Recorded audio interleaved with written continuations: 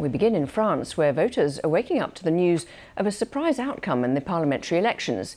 We now know the final result. A coalition of left-wing parties has won most seats in the high-stakes snap election. President Macron's centrists came second, with the far-right National Rally third. Its leader, Jordan Bardella, said the left's electoral arrangement appeared to have thrown France into the hands of the hard left. The left-wing New Popular Front has won 182 seats in total. Marine Le Pen's National Rally, who won the opening round, have 143 MPs. They slipped to third place, behind President Emmanuel Macron's centrist alliance called Together, who have 168 seats. France, therefore, will have a hung parliament. Our correspondent Mark Lowen has the story. Victory brings joy and also relief. For France's left, the fear that the far-right National Rally stood at the gates of power finally abated. Instead, they came out on top, beating the rally into third place, thwarting its hopes of power, and with it the hard line on immigration and law and order. I'm still moved. It's incredible. We're relieved. There is a lot of hope. There is a lot of hope for the future of France, for the left. What is happening here is historic. It's a liberation.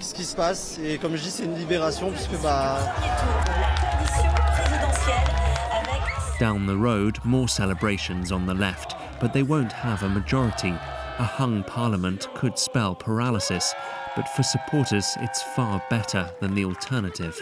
I'm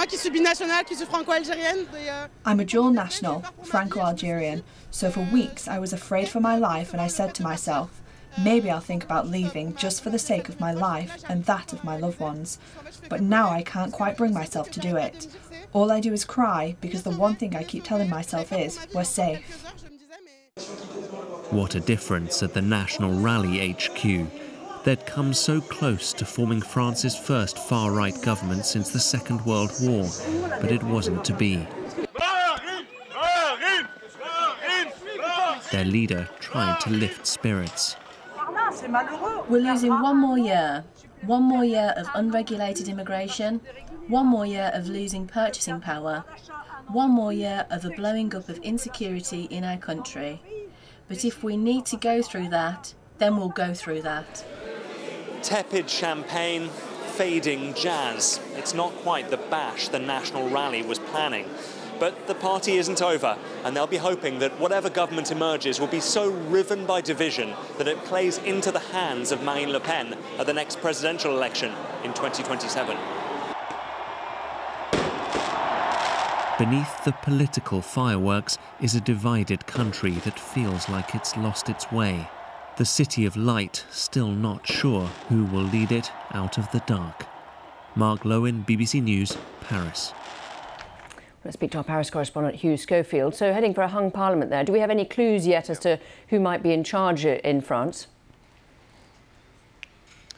No, and we probably won't for some time. I think we all need to sort of set our clocks at a lower speed now, because nothing quick is going to happen.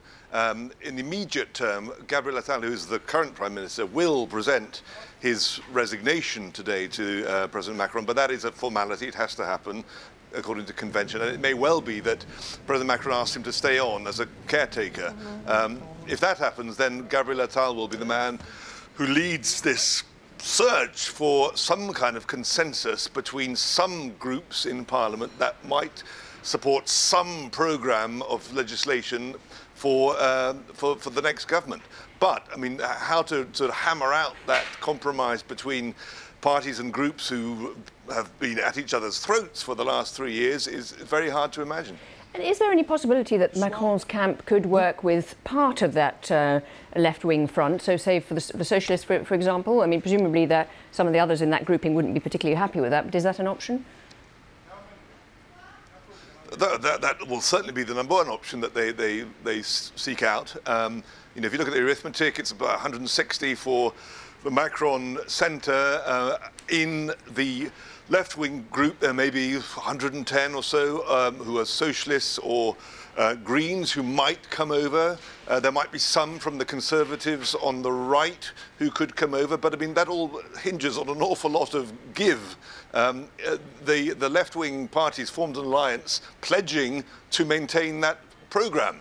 And if some of the parties, some of the socialists, some of the Greens split away, they will be betraying what they've signed up to.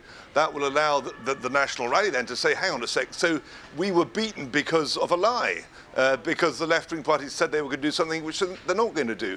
That will, as Mark was saying in his piece, play very much into the hands of the National Rally, who will say they were cheated of victory by you know, a Machiavellian intrigue on the part of the establishment. And in any case, there's no indication in the first place that these socialists are willing to come over. They have signed up to that programme, and that programme is not something that's going to be acceptable to the centre.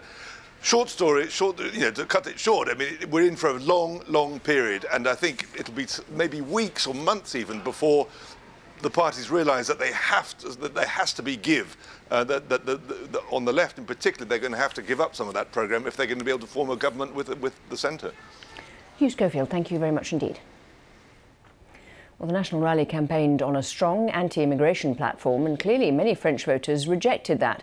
But the issue of large-scale immigration remains a deeply polarising one, not least on the Mediterranean coast and in the famous port city of Marseille, from where our correspondent Andrew Harding begins his report.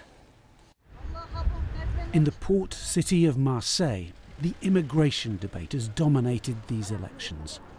This has always been a diverse place, and Nigerian bar owner Prince Irogama sees that as a strength.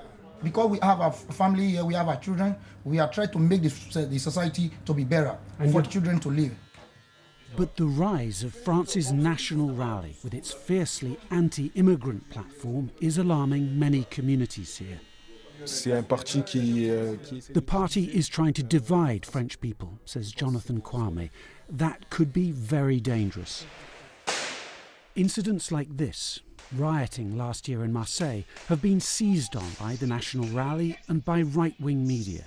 They've linked the violence to what they call uncontrolled immigration.